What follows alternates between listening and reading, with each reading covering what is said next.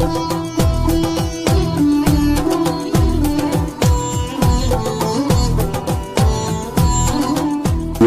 श्री रुद्राय नमः।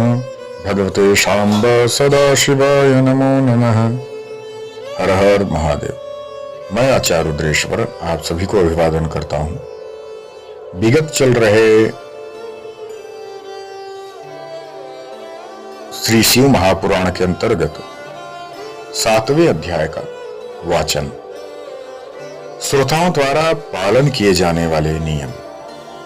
श्री सूत जी बोलते हैं कि शौनक शिव पुराण सुनने का व्रत लेने वाले पुरुषों के लिए जो नियम है उन्हें भक्ति पूर्वक सुनो। शिव पुराण की पुण्यमयी कथा नियम पूर्वक सुनने से बिना किसी विघ्न बाधा के उत्तम फल की प्राप्ति होती है। दीक्षा रहित मनुष्य को कथा सुनने का अधिकार नहीं है। अतः पहले वक्ता से दीक्षा ग्रहण करनी चाहिए।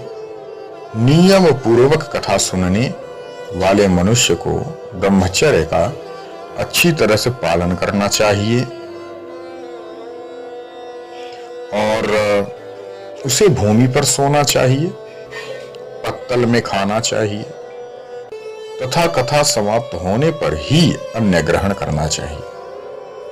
समर्थ मनुष्य को शुद्ध भाव से शिव पुराण की कथा की समाप्ति तक उपवास रखना चाहिए और एक ही बार भोजन करना चाहिए। गरिष्ठ अन्न, दाल, जला अन्न, सेम, मसूर तथा बासी अन्न को नहीं खाना चाहिए।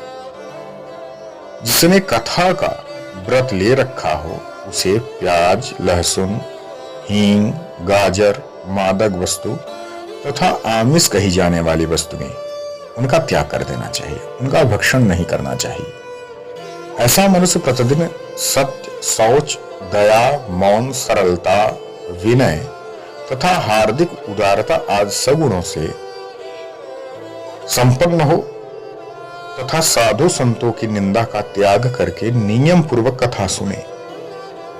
सकाम मनुष्य इस कथा के प्रभाव से अपनी अभिष्ट कामना प्राप्त करता है और निष्काम मोक्ष प्राप्त कर लेता है। सभी स्त्री पुरुष को विधि विधान से शिव पुराण की उत्तम कथा को सुनना चाहिए। महर्षि शिव पुराण की समाप्ति पर श्रोताओं को भक्ति पूर्वक भगवान शिव की पूजा की तरह पुराण पुस्तक की पूजा भी करनी चाहिए तथा इसके पश्चात विधि पूर्वक वक्ता का भी पूजन करना चाहिए। पुस्तक को रखने के लिए नया और सुंदर बस्ता बनाएं। पुस्तक व वक्ता को पूजा के उपरांत वक्ता की सहायता हेतु बुलाए गए पंडित का भी सत्कार करना चाहिए। कथा में पधारे अन्य ब्राह्मणों को भी अन्न धन दे करके संतुष्ट करना चाहिए। गीत, वाद्य और नृत्य से उत्सव को महान बनाना चाहिए।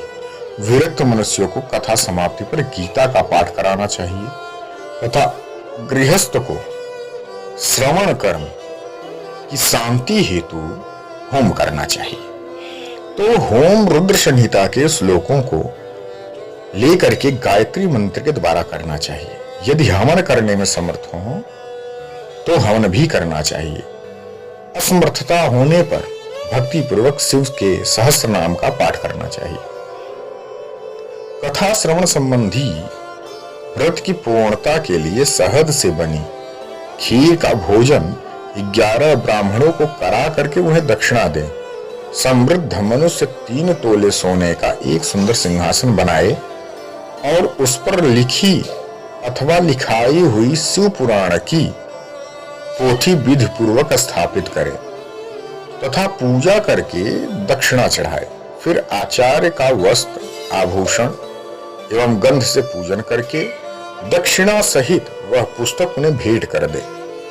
शौनक इस पुराण के दान के प्रभाव से भगवान शिव का अनुग्रह पाकर के मनुष्य भव बंधन से मुक्त हो जाता है। शिव पुराण को विधि पूर्वक संपन्न करने पर यह संपूर्ण फल देता है तथा भोग और मोक्ष भी प्रदान करता है। मुने शिव पुराण का सार महात्म जो संपूर्ण फल देने वाला है, मैंने तुम्हें सुना दिया। अब आप और क्या सुनना चाहते हो? श्रीमान शिव पुराण सभी पुराणों के माथे का तिलक है। जो मनुष्य सदा भगवान शिव का ध्यान करते हैं, जिनकी वाणी शिव के गुणों की स्तुति करती है और जिनके दोनों कान उनकी कथा सुनते हैं, उनका जीवन सफल हो जाता है। वे संसार सागर से पार हो जाते हैं। ऐसा लोग इहलोक और परलोक में भी सदा सुखी संपन्न रहते हैं। भगवान शिव के सच्चिदानंदमय स्वरूप का स्पर्श पा करके ही समस्त प्रकार के कष्टों का निवारण हो जाता है। उनकी महिमा जगत के बाहर और भीतर दोनों जगह विद्यमान है। उन अनंत आनंद रूप परम शिव की शरण में मैं जाता हूं। हर हर महादेव। आज 7वां अध्याय भी पूर्ण हुआ। यह अध्याय शिव पुराण महात्म के अंतर्गत है। आशा है कि आप सभी को यह कथा संतुष्ट करती है।